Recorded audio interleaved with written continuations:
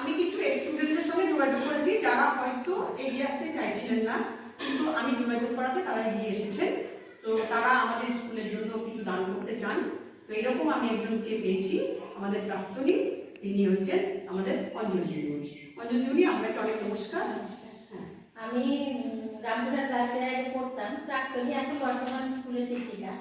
তো আমি আমার মায়ের উদ্দেশ্যে এই স্কুলের যারা কৃতি ছাত্রী, যারা মাধ্যমিক উচ্চ মাধ্যমিকে যারা ফার্স্ট হবে, তাদের জন্য আমি কিছু টাকা ডোনেট করলাম, যাতে এরা স্কলারশিপ অনুযায়ী কিছু রৌপ্যপদক প্রত্যেক বছর দেওয়া হয়। এই জন্য আমি বর্তমানে হাতে একটা আমি রামপুরহাট গার্লস স্কুলের প্রাক্তন ছাত্রী। আমি জানি গার্লস স্কুলে খুব সুন্দর মিড ডে মিল খাওয়ানো হয়। আমি চাইছি আমার মেয়ের জন্মদিনে 10,000 টাকার চেক দিতে, যেন চিকেন খাওয়ানো হয় বাচ্চাদের।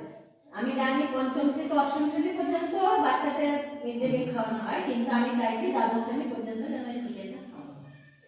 এই চেকটা আমি আপনাকে অনেক ধন্যবাদ। আপনি প্রাক্তনী হয়েও যে এতদিন পর্যন্ত আমাদের স্কুলের প্রতি, ছাত্রীদের প্রতি যে একটা ভালোবাসা আছে, অটুট আছে, তার জন্য অনেক ধন্যবাদ।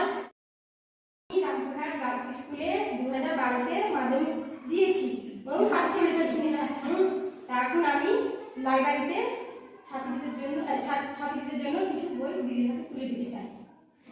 আমি এই বইটা সানন্দে গ্রহণ করলাম। আপনি আপনার নামে লাইব্রেরিতে বইটা যথাযোগ্যভাবে দিয়ে দেব, এবং আপনাকে অনেক অসংখ্য ধন্যবাদ।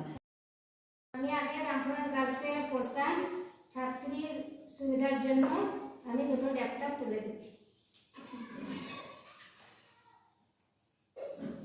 আমি এই গার্লস স্কুলের সহকারী শিক্ষিকা। আপনি যে ল্যাপটপ দুটো দিলেন, আমি খুব আনন্দ সহকারে গ্রহণ করলাম।